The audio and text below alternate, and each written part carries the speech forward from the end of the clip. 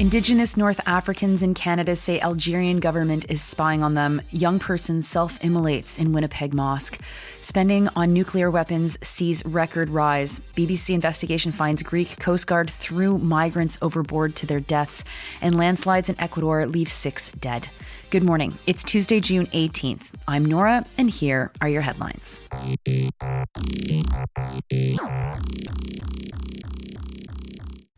Members of Algeria's Kabyle minority, who are Indigenous North Africans, are saying that they are being targeted by the Algerian government, according to a news story by CBC's Brigitte Bureau.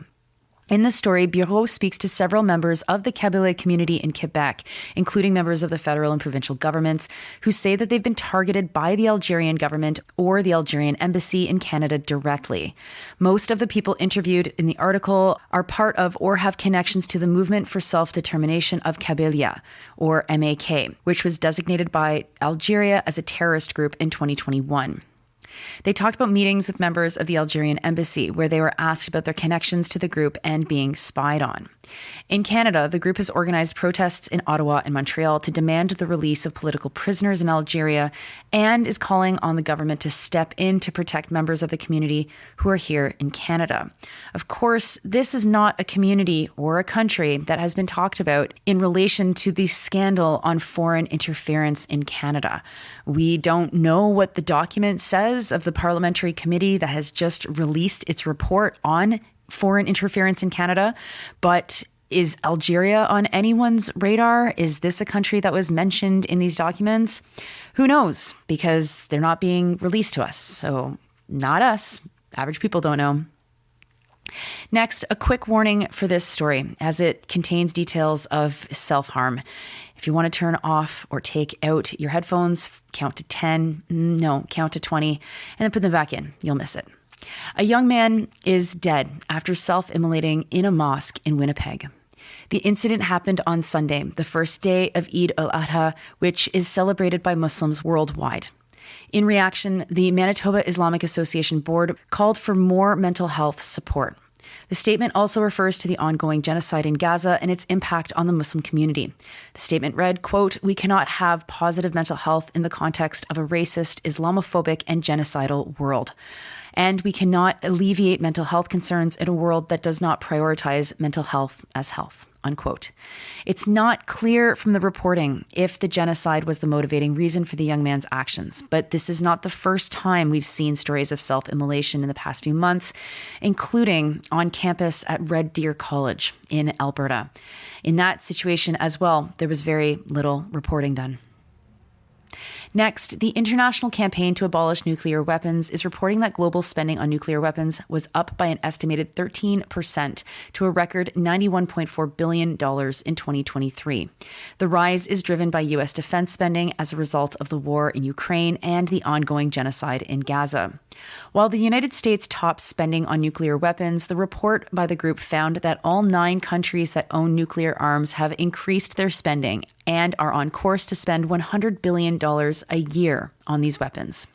Susie Snyder, one of the report's authors, argues that this money could be better spent elsewhere, such as on the climate, or, literally anything else. Dancing around a bucket of money while you're kept warm for 5 seconds would be a better use of this money than nuclear weapons.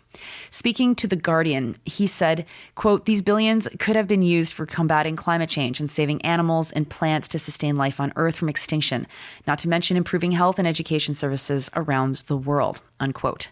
A separate report by the Stockholm International Peace Research Institute said nuclear weapons have not been seen to be playing such a prominent role in international relations since the Cold War. Next, a BBC investigation has found that members of the Greek Coast Guard have been responsible for the deaths of dozens of migrants.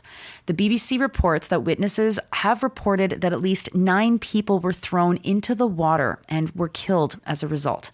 The 9 people were among 40 others who had allegedly been taken out to the water or returned to the sea after they reached the Greek coast.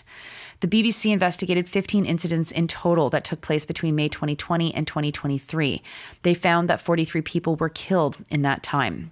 This is part of long-standing accusations that the Greek Coast Guard forces migrants to return to where they came from, which is illegal under international law. The Greek Coast Guard has denied all of the allegations of illegal activities. And finally, heavy rainfall in parts of Central and South America have resulted in landslides in Ecuador, leading to the deaths of 6 people at least. 19 people have been injured, according to Ecuadorian authorities. The Ecuadorian Secretariat for Risk Management reports that 30 people had been missing, but were later found. Several other countries saw similar landslides, including El Salvador, where 2 children were killed. This is yet another example of a series of extreme weather events that have occurred worldwide this year, including in South and Central America. Those are your headlines for Tuesday, June 18th. I'm Nora.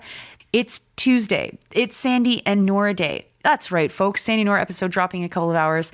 A lot of the stories actually in today's daily news are exactly what we talk about in the main episode this afternoon. I don't mean you're going to hear the same stories, but you will hear the same themes and the same issues arising again and again and again. I hope you listen to it. It's a really great episode on foreign interference, and it should be in your ears if you got your ears properly plugged up in 2 to 3 hours. You are listening to this podcast at sandynora.com, on the Real News Network podcast feed, and anywhere you get your podcasts. I hope you have a wonderful Tuesday. If you're on the east side of the country, I hope you're staying cool. If you're on the west side of the country, I hope you're avoiding snow. I'll talk to you tomorrow.